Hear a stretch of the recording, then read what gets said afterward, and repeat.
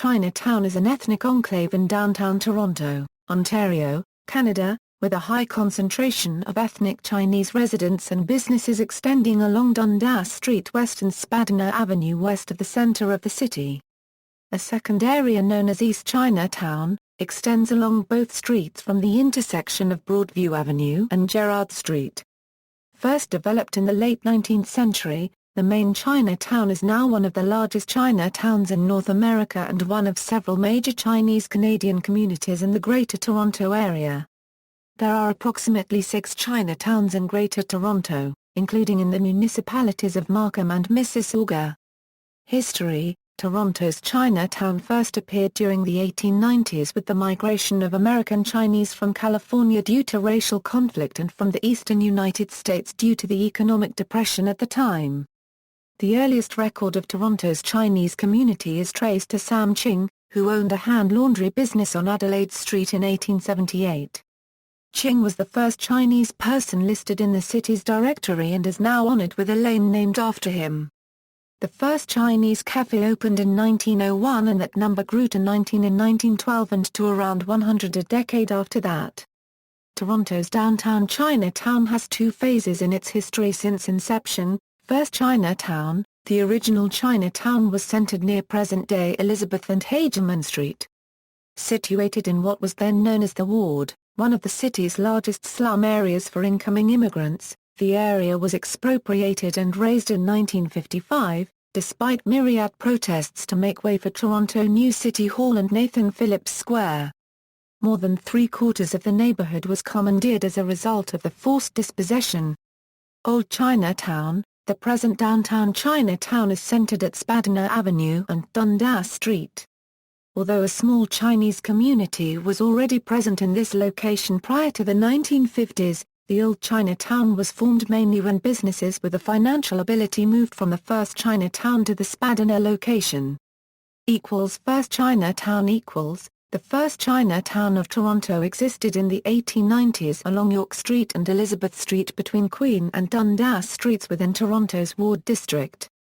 Most of the space is now occupied by the new Toronto City Hall and its Civic Square, Nathan Phillips Square, with only 1/3 of this original Chinatown left south of Dundas. Even with the strict limitations placed on Chinese immigration with the Chinese Immigration Act of 1885, the first Toronto Chinatown took shape in the early 1900s as hundreds of Chinese men settled close to Union Station after helping to build the Canadian Pacific Railway across Canada.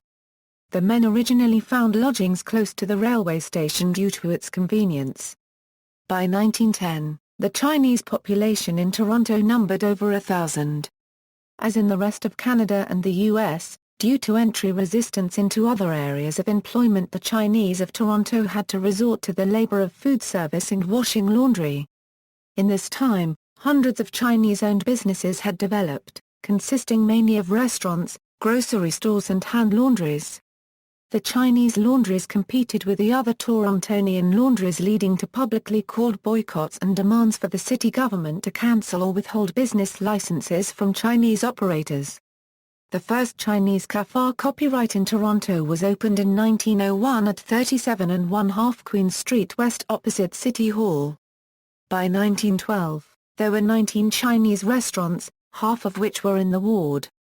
By the early 1920s, this figure had risen to around 100 cafe copyrights and restaurants. The growth of Chinatown prompted a moral panic among moral reformers and xenophobes who warned of the lure of the Chinaman, and accused Chinese businesses of being dens of iniquity linked with opium and white slavery, and of being a danger to the community and, in particular, to white women. As a result, in 1908 the city threatened to deny licenses to Chinese restaurants that employed white women, and in 1914 the provincial government introduced legislation barring white women from working in Chinese restaurants. The legislation was not well enforced, and by 1923 there were 121 white women recorded as being in the employ of 121 Chinese restaurants in Toronto. The Toronto police regularly raided Chinese restaurants for alleged alcohol and gambling offences, particularly after the passage of the Canada Temperance Act in 1916.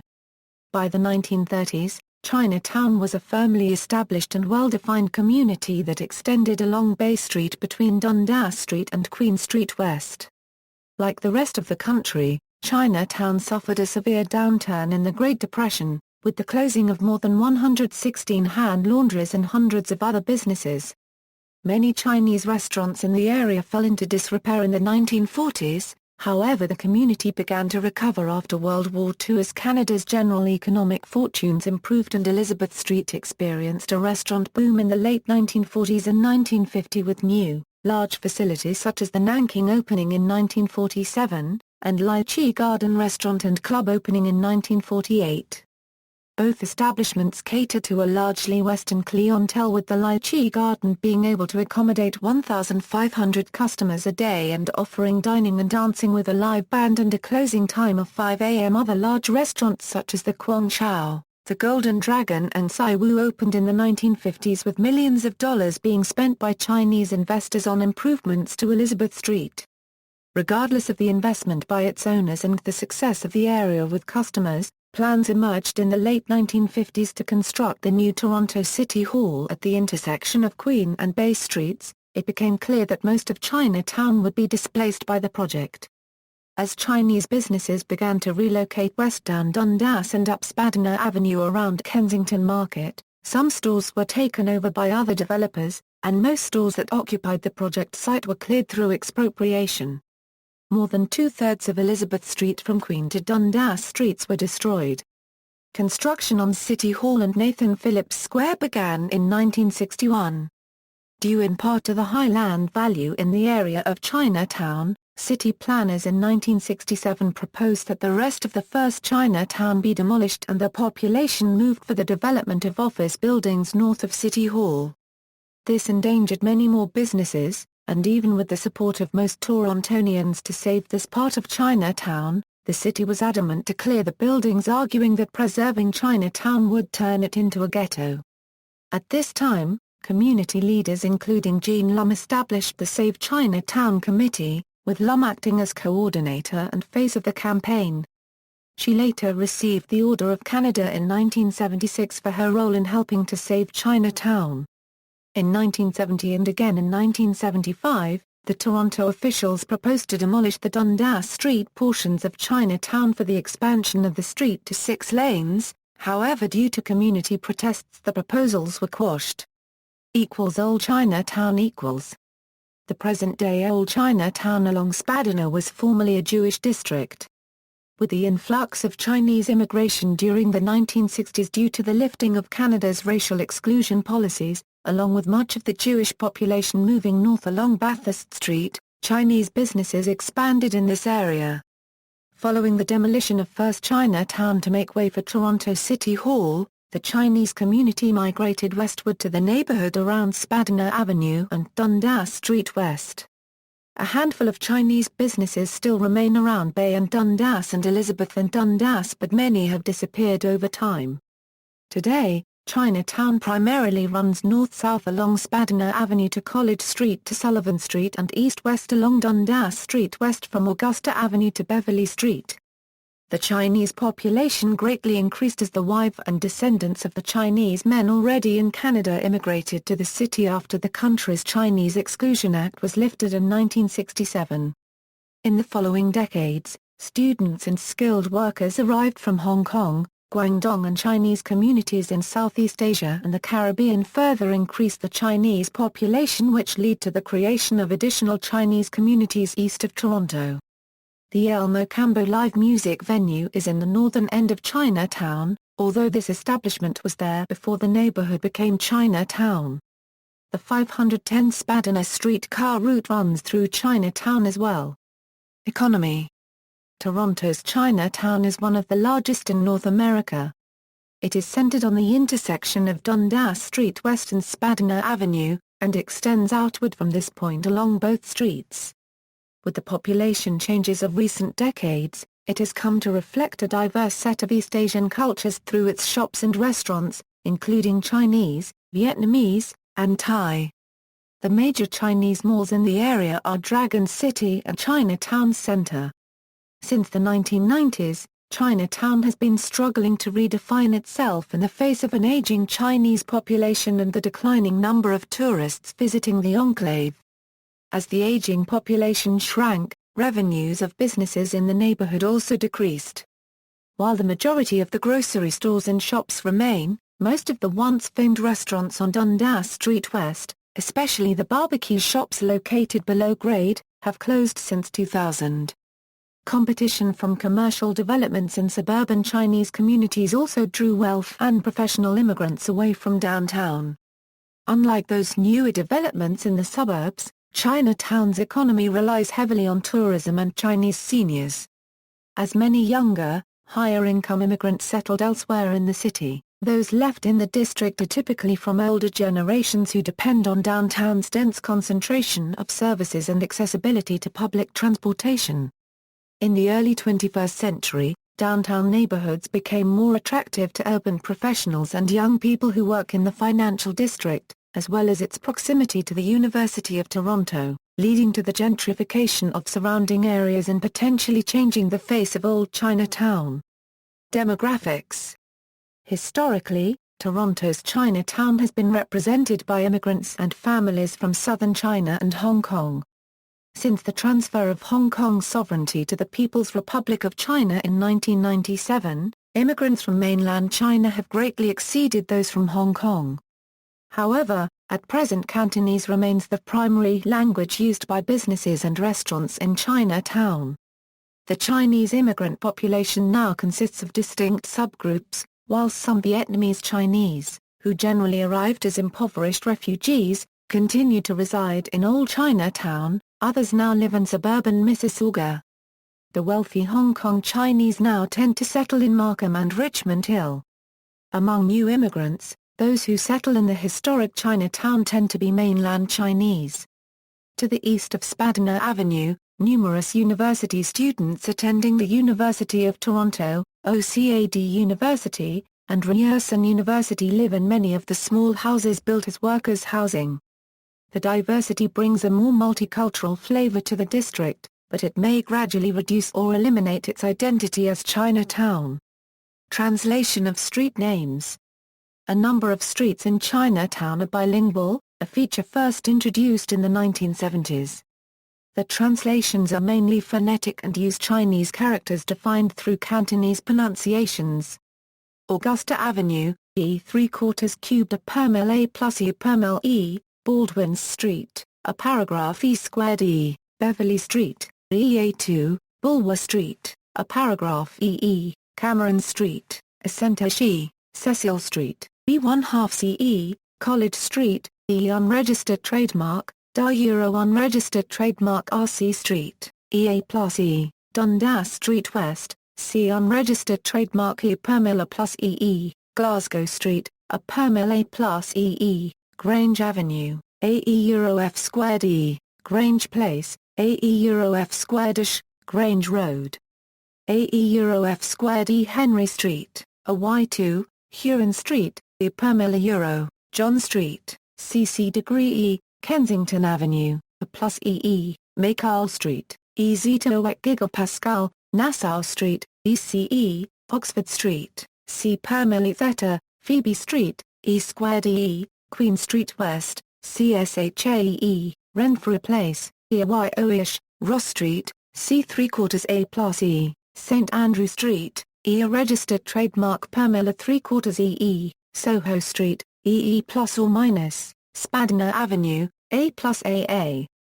To the first E, Stephanie Street, a ²DH 1/4 E, Sullivan's Street, EA3²E. East Chinatown. As property values increased in downtown Chinatown, many Chinese Canadians migrated to Toronto's East End in Riverdale.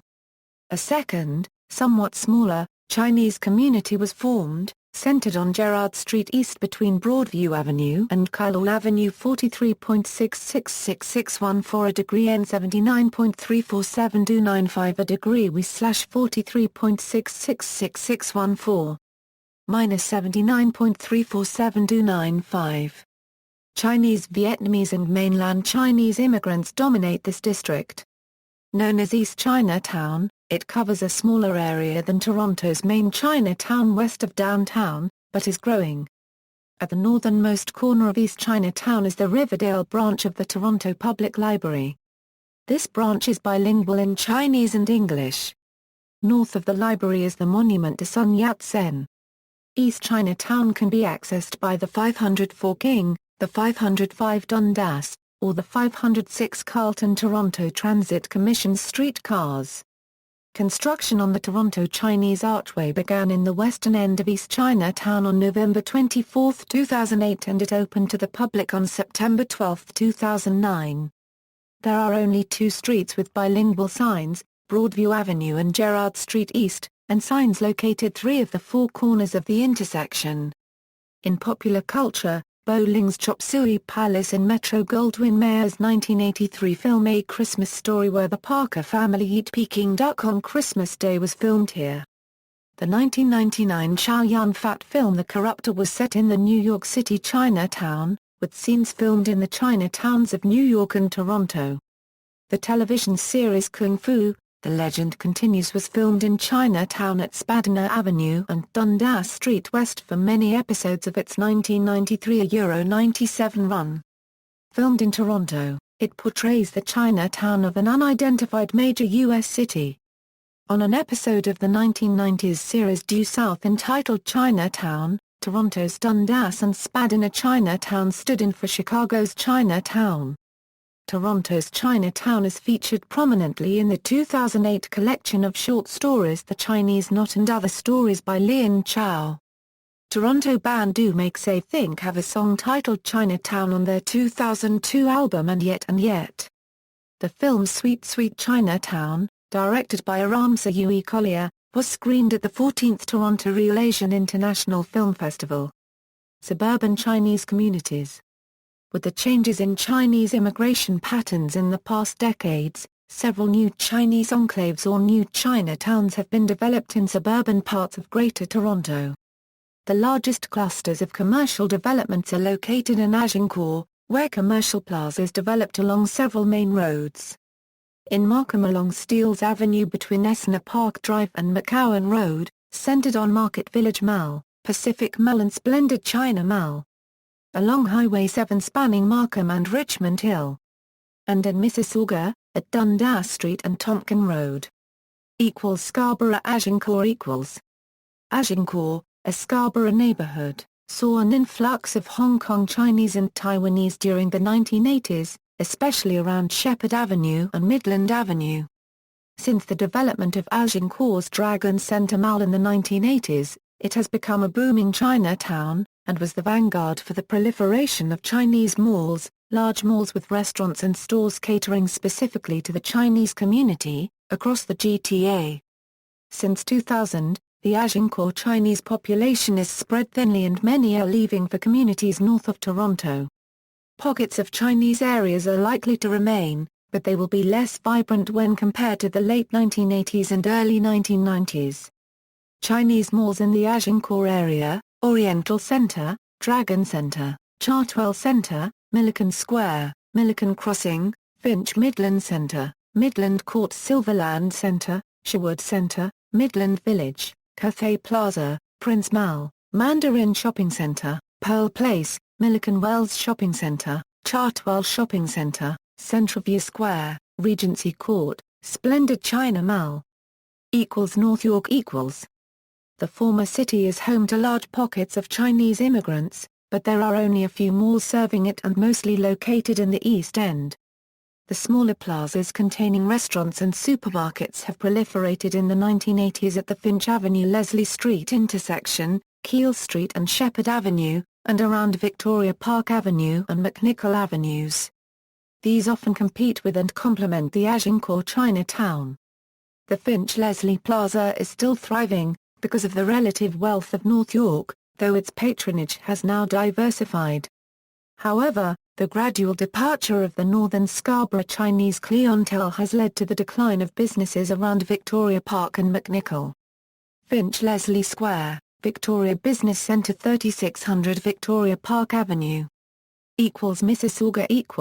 Mississauga's growing Chinese population is spread out across the vast suburb, but the commercial community has been traditionally centered on the Chinese Center, located at 888 Dundas Street East, just east of Cawthra Road.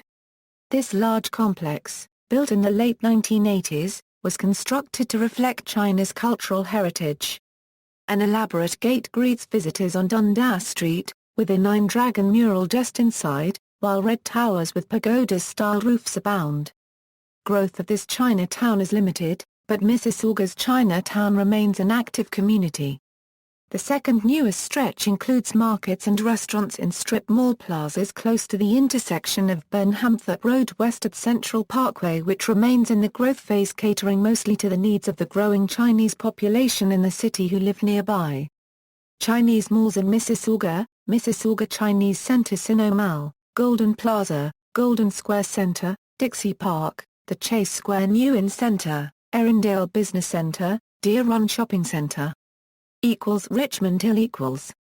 During the 1990s, wealthy Chinese immigrants, primarily from Hong Kong, moved directly to suburban Richmond Hill, where they set up businesses and shops catering to that community. Many shops and restaurants were established in suburban-style shopping malls and plazas along a stretch of Highway 7 between Broadview Avenue and Leslie Street. The most intense development is concentrated around the Commerce Valley Drive Beaver Creek Road loop. Some of the well-known higher-end Chinese banquet restaurants are in this area. Consequently, some colloquially use the term Highway 7 to refer to the newly established Chinatown there. There are similarly thriving Chinese plazas in Markham several kilometers east on Highway 7, and many families often visit both communities on the same day. Chinese malls and plazas in the Richmond Hill area: Times Square, Wycliffe Village, Shops of the Parkway, Hove View Place, Lexus Byview Square, Galdine View Center, Jubilee Square, Rich Lane, Glen Cameron Place. Markham. Markham's experience as a suburban Chinatown is similar to that of neighboring Richmond Hill and emerged in the 1990s, though the developments are less intensively developed and more spread out through the municipality. On Highway 7, between Woodbine and Warden Avenues, is First Markham Place, containing numerous shops and restaurants. This is several kilometers east of Richmond Hill's Chinese malls. Further east along Highway 7 is an older plaza is at the southwest quadrant with the intersection with Kennedy Road. The most well-known Chinese mall in Markham is the Pacific Mall, at Kennedy Road and Steeles Avenue East, which, combined with neighboring Market Village Mall and Splendid China Mall, forms the largest Chinese shopping complex in North America, with over 700 stores between the three malls. In close proximity, at Steeles East and Warden Avenue, there is the new Century Plaza Mall, and a half-block away there is a plaza of Chinese shops anchored by a T&T supermarket. Markham itself has the largest proportion of Chinese among all the GTA municipalities. In the 1980s and early 1990s, then-Mayor Tony Roman was leading trade delegations to Asia, in which he promoted Markham as a great place to live and invest. While in flux, new immigrants brought many jobs and much wealth to the areas they settle, their presence and Chineseness became a target of racial intolerance from some. In 1995, Deputy Mayor of Markham Carol Bell argued that the concentration of ethnic groups were a cause of social conflict, saying the weakness of it comes when there is a concentration, when you are getting only one group of people. She went on to say everything unregistered trademark going Chinese in Markham, stating that they were driving away the backbone of Markham away. The people who run festivals, coach our kids, organize our business communities, brownies, guides, scouts. In response, the 12 mayors of the Greater Toronto Area signed a letter dissociating themselves from Bell unregistered trademark comment. Chinese malls and plazas in the Markham area: First Markham Place, Warden Center, Commerce Gate, Metro Square, New Century Plaza, Peachtree Center, Newton Center, Pacific Mall, Market Village Mall, the mall at Langham Square, Denison Center. See also: List of Chinatowns, Chinese in Toronto, Agincourt, Toronto, usually considered Toronto's second Chinatown, List of neighborhoods in Toronto, Standard Theatre. References. External links: Chinatown Business Improvement Area, City of Toronto Chinatown BIA, Local Chinese History at the City of Toronto Archives.